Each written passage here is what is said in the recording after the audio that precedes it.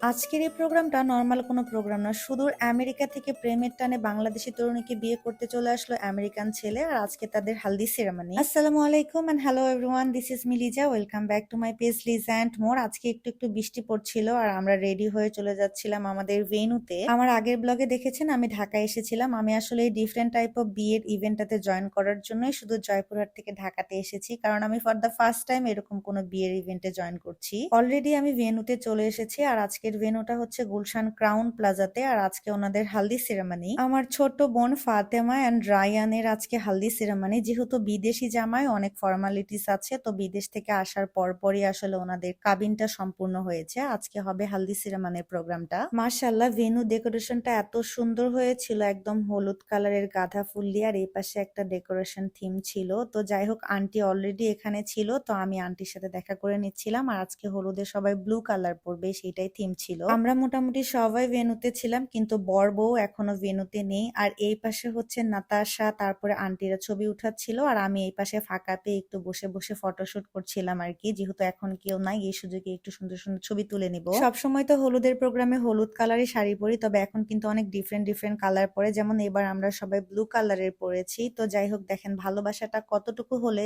সুদূর আমেরিকা থেকে বাংলাদেশে প্রেমের টানে বিয়ে করতে চলে এসেছে একটা ছেলে। এদিকে ডিজে পার্টিরও একটা অ্যারেঞ্জমেন্ট ছিল, তবে বর বউ এখনো ভেন্যুতে আসে নাই। বড় চলে গিয়েছে পার্লারে আর বউ চলে গিয়েছে পার্লারে। ওনারা কখন আসবে তা আমাদের জানা নেই, আমরাই এসে বসে আছি। এটা হচ্ছে ফাতেমার ছোট বোন আয়েশা। তো অলরেডি ওর লিপস্টিক খেয়ে ফেলেছে, তো আমাকে বলছিল আপু আমাকে লিপস্টিক পরিয়ে দাও। তো আমি ওকে একটু লিপস্টিক পরিয়ে দিলাম। মার্শাল্লাহ, ও এত কিউট। আর এদিকে হলুদের জন্য ডেকোরেশন করছিল আন্টি। আর যেহেতু বর বউ আসছিল না, তাই আমরা ভাবলাম যে আমরা এই ফাঁকে একটু ফুচকা খেয়ে নেই। আহা, ফুচকা দেখলে কি নিজেকে সামলানো যায় বলেন তো? বর বউ আসছে না তাতে কি, আগে ফুচকা খেয়ে নেই, তাও আবার গুলশানের ফুচকা বলে কথা। আসলে এই ক্রাউন প্লাজার ফুচকাটা অনেক মজাদার ছিল, যারা খেয়েছে তারা বলতে পারবে। তো ফুচকা খেয়ে আবার কফি খেয়ে নিলাম। আর আয়সা এসেছে আমার জন্য গিফট নিয়ে। জাদুর তিনটা ভার্সন আছে। ও আমাকে ভালোবেসে এটা দিয়েছে, এটা আমি সবসময় রেখে দিব। অনেক কিউট, থ্যাংক ইউ। ওয়েলকাম।